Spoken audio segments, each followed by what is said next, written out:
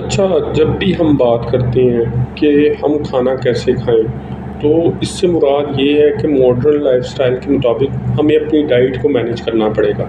उसमें क्या देखना पड़ेगा हमें कि हम बेसिकली अगर कीटो डाइट के मुताबिक चलेंगे, तो हमारी एक तो डाइट भी बैलेंस्ड रहेगी और दूसरा हम डिफ़रेंट बीमारियों से भी बच जाएँगे। उसमें क्या है कि हम थोड़ा खाना खाएँ, थोड़े से क्या मुराद है कि एक वक़्त में एक चीज़ खाएँ और होल नेचुरल फूड खाएँ, यानी कोई सिंथेटिक फूड ना हो, कोई फ़ास्ट फूड ना हो, कोई जंक फूड ना हो। जिस तरह नेचर ने उस खाने को बनाया है, उसी फ़ॉर्म में हमें उसे खाना चाहिए। उसके अलावा हम कोशिश करें कि वक़्फ़ा रख कर खाना खाएँ और कोशिश करें कि जो गंदम है, आज से तकरीबन 100 डेढ़ 100 साल पहले या तकरीबन अगर हम ये भी करें कि तकरीबन कुछ 70s में जो 50 साल पहले बनता है, तब खुराक सिंथेटिक नहीं थी, जीएमओ नहीं थी, उसमें इतनी ज़्यादा खादें नहीं थी इस्तेमाल होती। वो होल नेचुरल ग्रेन होता था, उसमें चोकर होता था, उसमें सारा कुछ शामिल होता था।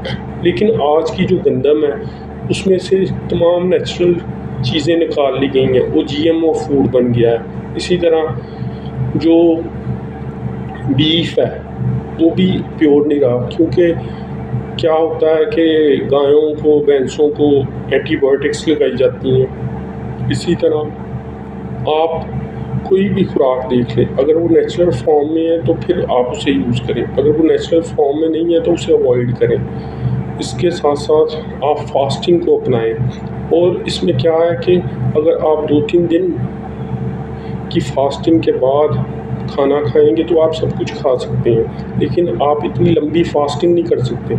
इसीलिए प्रेफ़र किया जाता है 16 घंटे की फास्टिंग के बाद आप प्रॉपर खाना खाएँ, यानी पेट भर कर। लेकिन उसमें भी यही मुराद होती है कि 3 हिस्से अपने खाने के बनाएँ, एक पानी का, एक हवा का और एक खाने का। तो इस तरह बेसिकली आप कीटो डाइट को फ़ॉलो करके डिफ़रेंट तरह की मौजूदा बीमारियों से बच सकते हैं। उनमें सबसे बड़ी बीमारी क्या है? Metabolic syndrome, insulin resistance, blood glucose level जिसमें बढ़ जाते हैं, हमें कोर्टिसोल इंक्रीज़ कर जाता है, स्ट्रेस बढ़ता है, टेंशन होती है। तो इन सब से बचने का बेहतरीन तरीका क्या है कि हम अपनी डाइट को मैनेज कर लें। वो कैसे होगा कि हम नेचुरल होल ग्रेन और नेचुरल होल फूड यूज़ करें।